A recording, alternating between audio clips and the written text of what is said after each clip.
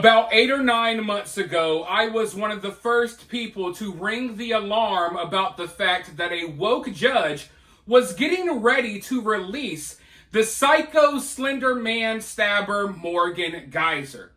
Now, Morgan was sentenced to 40 years for her crimes. However, she only served 10 inside of a mental health facility. Now, she wasn't released because she was rehabilitated. She was not released early because of good behavior. In fact, the exact opposite was going on. Morgan never showed signs that she was regretful for what she did. She never showed any signs that she got any better. In fact, it was the exact opposite. Morgan was caught on several occasions reading books about murder and organ harvesting and satanic things. Morgan was caught writing letters to creepy satanic dudes who collect murder memorabilia and all types of wild stuff. Morgan came out as trans. Listen, it was a complete train wreck, and all of her doctors knew it. All of the officials knew it, and they warned the judge, but the judge released her anyway. Well, fast forward to about 2 days ago, I broke the news that Morgan had escaped her group home. They were crazy enough to let this crazy chick out of jail, and immediately she ran off with some crazy psycho dude. And man, I was scared when I got that news, because there's no telling what this girl is capable of. She's been in a mental health facility since she was like 12 years old. She's 23 now, and the entire time she's been locked up, she's been drawing like crayon pictures of her decapitating people, literally fascinated with murdering people. But they let her out anyway. They let her into this group home with a monitor on, and she cut the monitor off, and she went on the run. Now, lucky for us, they caught her. And I'm so glad they did, because I can guarantee you for a fact that she was on a mission with another weirdo to eventually go kill people. That's how the story was supposed to end. Morgan would be arrested again for killing other people, but luckily they found Morgan and this creepy weirdo dude that she was with, like sleeping on the sidewalk at a truck stop, over 100 miles away from her group home. And like I said, I am so glad, I am so thankful that they caught her. I want to go ahead and dive into this article, though, so we could find out a little bit more information. Before I dive into the article, though, do me a favor, hit that like button, drop a comment below, subscribe if you haven't already, share the video. If you're feeling generous during the holiday season, you could always donate to the channel via Cash App or Super Thanks, always greatly appreciated. But with that being said, let's dive right into this information. Just Google me. Slenderman stabbing assailant Morgan Geyser told cops who caught her.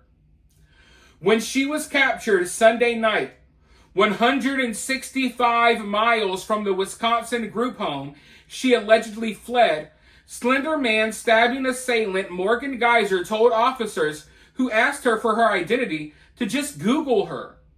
The 23-year-old Geyser, who in 2014 said she stabbed a friend 19 times to appease the fictional character Slenderman, was located on Sunday after she cut off her Department of Corrections monitoring bracelet and left the group home where she had been a resident.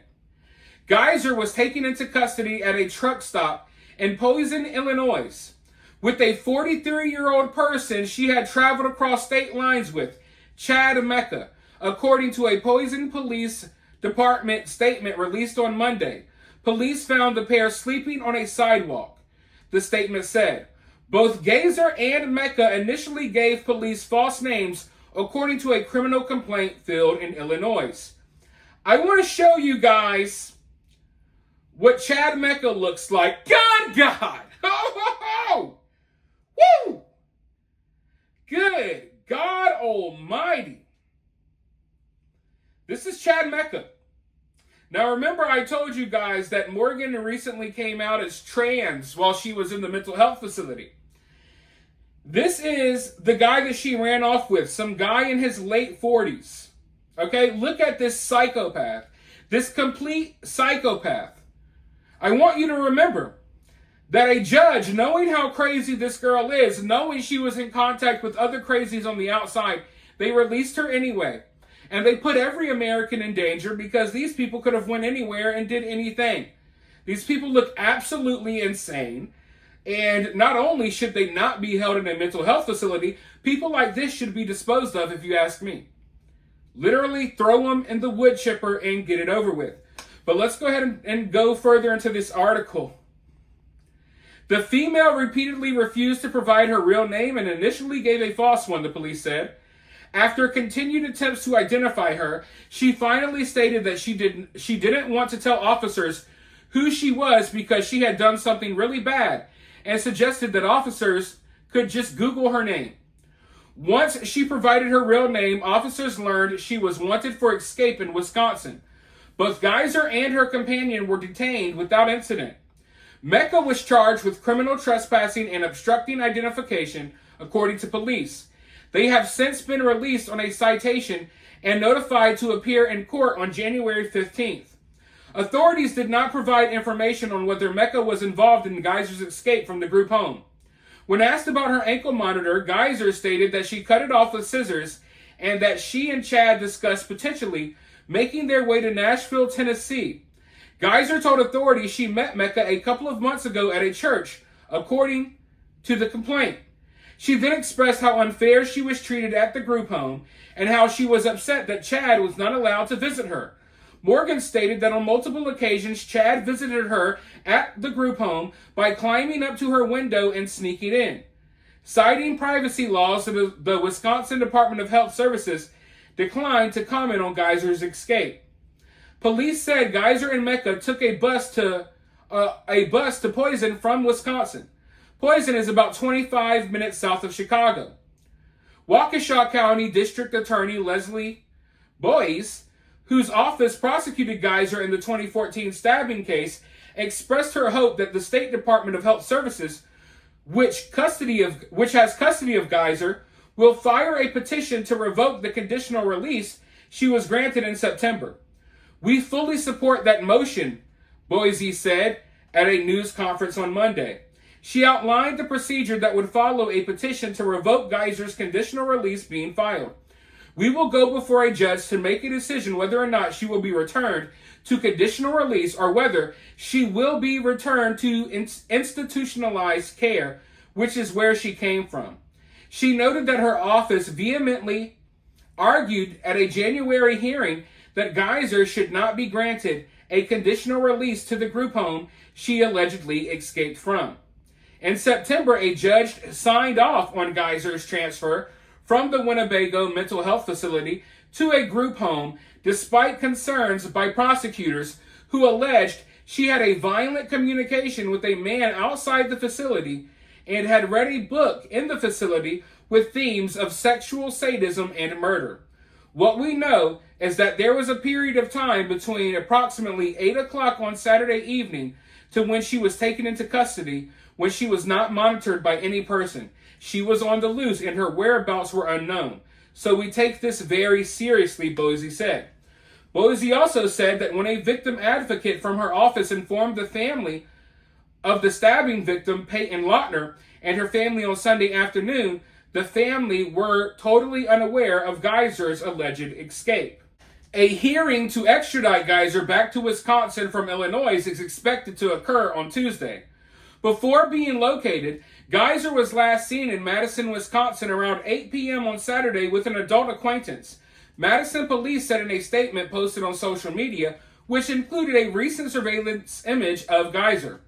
Geyser will be held until transfer to Cook County for an extradition hearing at 26th in California, the department said, referring by address to the criminal court administration building in Chicago. It was not immediately clear when the hearing would take place. So everyone knew that this girl was still a danger. Everyone knew that she was doing weird, crazy things in the mental health facility. Everyone knew that she wasn't better. Everyone knew that she was a violent psychopath that was in communication with other psychopaths on the outside. But the judge released her anyway. And look at what she did. Look at what she did. She runs off with this 40-something-year-old weirdo. And by the way, while we're having this conversation, can I point out, this is what the majority of trans people are. The people who say that they're women, the guys who claim they're women, this is who they are. This is how they are. They're not even gay, no. They're straight, creepy men that could never get any pussy, okay? This is the reality. I hate to be harsh. But most of these trans-identifying dudes who put on wigs and go into female bathrooms, they are weird, creepy dudes who could never get any women. So they decide, hey, I'm going to turn into a woman, or pretend to be a woman, and that will give me better chances at getting some pussy. That's basically what's happening here. A lot of these dudes, that's what it is.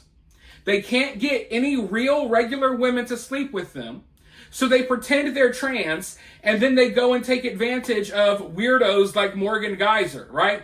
They go take advantage of mentally ill weirdos that think they're trans too, right? That's what they do. And they go after women. Half the time, they're not going after little boys. You got dudes pretending to be women that are preying on women and little girls. So that's what happened here. And they released this psycho stabber out into the public. And I don't know what in the hell is going on at this group home, but literally 46-year-old dudes who pretend to be women are climbing up to this girl's window in the middle of the night and going inside and sleeping with her. What type of group home are you running when you have freaking Chad Emeka, the worst looking trans dude ever with the little blue hair on the side? What kind of group home are you running when this dude is sneaking in and having sex with the weird psycho stabbers? Good God. This is just disgusting. I'm so freaking disgusted by all of it. I'm so disgusted by all of it. And why? Why are we making accommodations for these freak shows? Morgan should have never been out of jail. She should have never have been out of jail, never out of the mental health facility. She should have been put down a long time ago, if you ask me. But no, we're going to release her back on the streets so she can link up with other psychotic people and go do other crazy things and harm perfectly normal people who are trying to live their lives.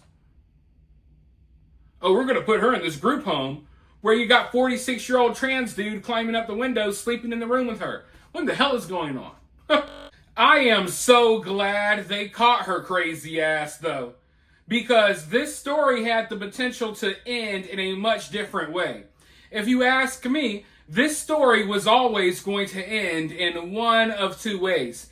Either they were going to catch her after her and her creepo little friend killed someone else. Like, either they were going to catch her after her and her weirdo friend did something crazy, or they were going to catch them on the way to do something crazy. Luckily, I think they caught them on the way. I have no idea what they were planning on doing, but I can guarantee you they weren't just running off in the sunset to live happily ever after. Not people like this. Not at all. No, they had some crazy, demented, wild stuff up their sleeves, I am sure. But luckily, they were caught. Now we have to wait and see. Are they going to lock her back up like she needs to be? They need to lock her ass away and throw away the key. If you ask me, people like her and her friend need to just be thrown in wood chippers and get it over with. But now we have to wait and see. Are they going to put her back into a facility, or are they going to let her right back out to that halfway home where the trans dude will be creeping into her window, by next week? Honestly, I'm not confident that they will do the right thing. Because if they were doing the right thing, she would have never been released in the first place. So I don't know what's going to happen, but I'm going to keep my eyes on it. For now, though, I want to hear from you down in the comments below. While you're down there, hit that thumbs up, hit that subscribe, ring that notification bell, and I'll talk to you all very soon in the next one.